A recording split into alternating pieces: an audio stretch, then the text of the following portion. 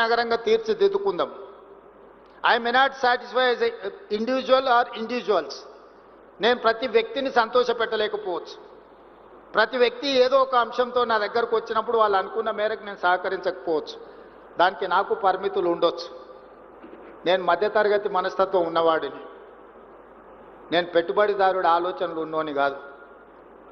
మధ్యతరగతి వాడికి సమాజం పట్ల భయం ఉంటుంది, సమాజం పట్ల గౌరవం ఉంటుంది, సమాజం ఏమనుకుంటుందని ఆలోచన చేస్తాడు.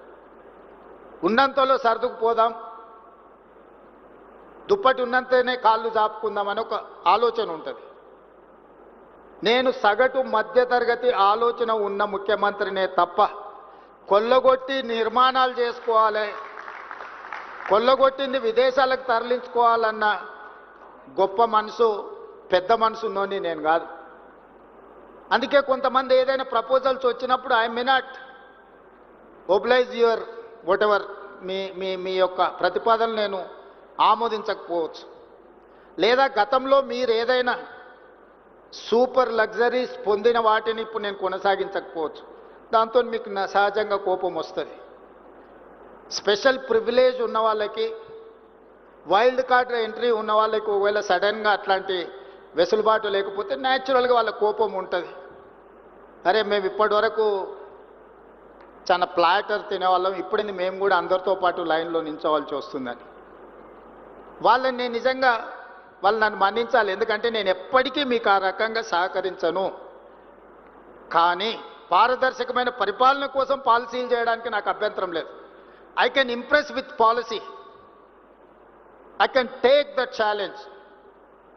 నేను ఓపెన్ మైండ్తో ఉన్నాను. మీరు పాలసీ ఏమైనా చెప్పండి, ప్రజలకు ఉపయోగపడేది, మీ రంగానికి ప్రయోజనం చేకూర్చేది, తద్వారా తెలంగాణ రాష్ట్రాన్ని అభివృద్ధి పదం వైపు నడిపించడానికి, హైదరాబాదు నగరాన్ని దేశంలోనే కాదు ప్రపంచంలోనే గొప్ప నగరంగా తీర్చిదిద్దడానికి మీ ఆలోచనలు పంచుకోండి నాతో. మీరు అందరు ప్రపంచాన్ని అంతా చూస్తున్నారు.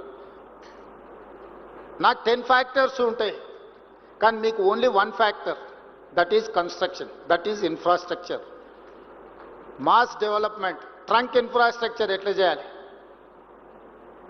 ఈరోజు ఆనాడు చంద్రబాబు నాయుడు గారు, డాక్టర్ వైఎస్ రాజశేఖర రెడ్డి గారు హైటెక్ సిటీ, ఐటీ కంపెనీలతో పాటు ఔటర్ రింగ్ రోడ్, అంతర్జాతీయ ఎయిర్పోర్ట్ లాంటివి తీసుకురాకపోయి ఉంటే, ఈ ట్రంక్ ఇన్ఫ్రాస్ట్రక్చర్ డెవలప్ చేయకపోయి ఉంటే ఈరోజు ఇంత గొప్ప ప్రాపర్టీ షో మీరు చేసుకునే వాళ్ళ? ఆ రోజు ఆ విజన్ చేసినప్పుడు కూడా ఆ నాయకుల మీద కూడా అలిగేషన్స్ వచ్చిన, ఔటర్ రింగ్ రోడ్ అనుకొండలాగా మారింది అన్నోళ్ళు ఉండొచ్చు.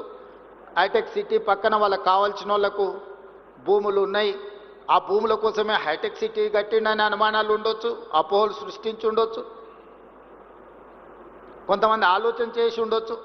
ఎక్కడ ఏ డెవలప్మెంట్ చేసినా ఎవరికో ఒకరికి డెఫినెట్గా బెనిఫిట్ అవుద్ది. ఇప్పుడు నేను ఫ్యూచర్ సిటీని, భారత్ ఫ్యూచర్ సిటీని ఒక కాలుష్యమైన నగరంగా మార్చాలనుకుంటున్నప్పుడు ఆ కాలుష్యాన్ని తొలగించి ఒక బ్రహ్మాండమైన నగరాన్ని నిర్మించాలని ప్రణాళికలు వేసినప్పుడు అది 4th సిటీ లేదా అది ఫ్యూచర్ సిటీ అని నేనంటే 4 బ్రదర్స్ సిటీ అని కొంతమంది అని ఉండొచ్చు. మీరే కదా నా బ్రదర్సు, మీకోసమే నేను డిజైన్ చేస్తున్నా. Why should I care all these comments? ఆనాడు జైపాల్ రెడ్డి గారు హైదరాబాద్ నగరానికి మెట్రో ఇవ్వకపోయిన ఉంటే దేశంలోనే 2వ అభివృద్ధి చెందిన మెట్రో నగరంగా హైదరాబాద్ ఉంటుండేనా? హైదరాబాద్ నగరానికి ఆ రోజు రాజశేఖర రెడ్డి గారు ప్రతిపాదనిస్తే స్టక్ డౌన్ అయిన హైదరాబాద్ మెట్రోని జైపాల్ రెడ్డి గారు శాంక్షన్ ఇవ్వడమే కాదు, వైబుల్ గ్యాప్ ఫండ్ ఇచ్చి ఈ నగరానికి మెట్రోని ఇచ్చాడు. మరి ఆ తర్వాత మెట్రో విస్తరించకపోవడం వల్ల ఈరోజు 9వ ప్లేసుకు పోయినాం. We have neglected 10 years.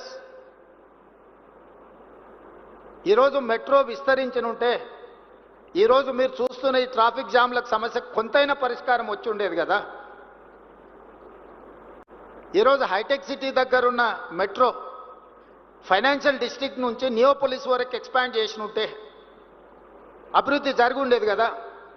ఈరోజు ఇంటర్నేషనల్ కనెక్టివ్ ఉన్న ఎయిర్పోర్ట్కి ఎందుకు మెట్రో ఇవ్వలేదు? ఎందుకు డిజైన్ చేయలేదు? డిజైన్ చేసిన వాళ్ళు కూడా ఔటర్ రింగ్ రోడ్ మీద నుంచి మెట్రో డిజైన్ చేశారు. ఎవరెక్కాలి? జూబ్లీ హిల్స్లో ఉన్నోళ్ళు, బంజారా హిల్స్లో ఉన్నోళ్ళు, లేకపోతే ఇక్కడ ఉన్నోళ్ళు ఎంతమంది మెట్రో ఎక్కుతారు? ఇక్కడ నుంచి అయితే మీరు ఔటర్ రింగ్ రోడ్ ఎక్కినా కూడా అదే స్పీడ్తో మీరు ఎయిర్పోర్ట్కు చేరుకుంటారు.